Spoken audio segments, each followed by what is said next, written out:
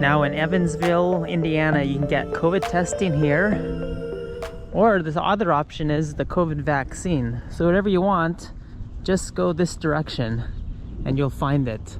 They got a little makeshift tent over there with some orange cones, and that's where you'll find it. I'm gonna walk that direction. It's the Deaconess Clinic downtown location, so it's somewhat of a hospital or a clinic, smaller than a hospital. Now that's where you park in this parking lot and go to that clinic and they'll do everything for you. It's considered also a vaccine clinic. So established, they even put a sign up there. It's springtime, so nice green grass. My mission today is to walk across town for about 30 minutes each way, and I'm gonna see what I find. I'm in downtown. I'm actually gonna go opposite direction from the river. The river is behind me. I've done that exploration last summer, I believe. So this time I'm gonna go into the interior. Pretty calm day today. Maybe not much action, but we will see some scenery along the way. Here's your local fire truck with the American flag on the back. It's driving back to its fire station. Here's the CMOE. It's the Children's Museum of Evansville. They got a drum set here. They got another thing where you get your little drumsticks and then you can tap on these things. It's kind of cool. And then they have this thing. Smaller version. This is a kids museum though. Let's see what this one does.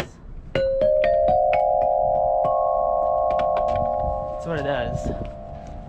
Another version of that. I think it's called a xylophone. The statue, they put a mask on the statue. Actually, these are all sound types of deals. So this is the same thing on this side. Well, let's continue on our way. It was interesting. There's also a famous library I heard in Evansville. The daffodils are starting to bloom. We got Main Street right here. The streets are curved for added effect. Even on this side it goes back and forth. And now we're gonna go down this street and there's that famous courthouse that's historical. Got one of the old-fashioned ice cream shops called Lick's Deli. They sell ice cream here even in summer, probably even in winter too. I came here last summer, I was here, and they seem to be pretty old school in there. Let's see what else is happening here. I'm gonna wait until I get closer to this courthouse. Now I think this courthouse was built in the late 1800s. There's some sort of Roman numerals on the front of it, so I've got to decipher that.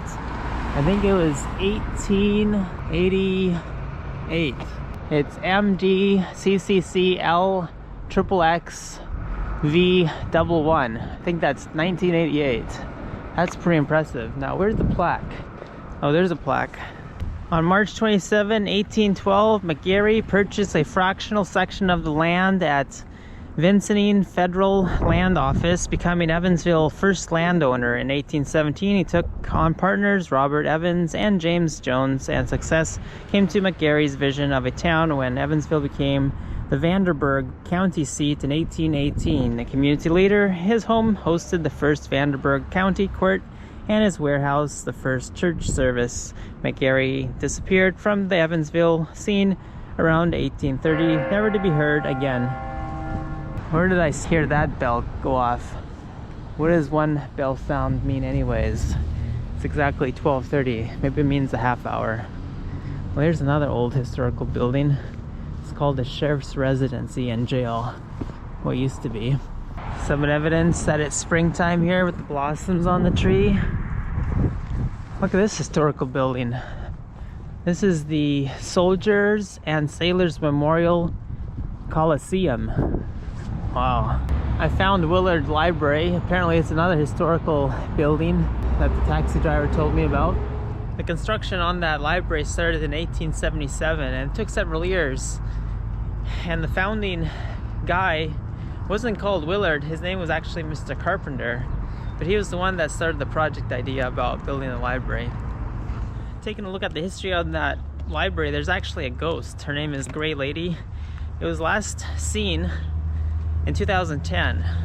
Every October they do a little tour sponsored by the library to look for the ghost, but it hasn't been seen since August 2010, so almost about 11 years by now. Here's one of the more modern churches. Which one is this one? Doesn't say on the front. Yeah, no description. Oh, here we go.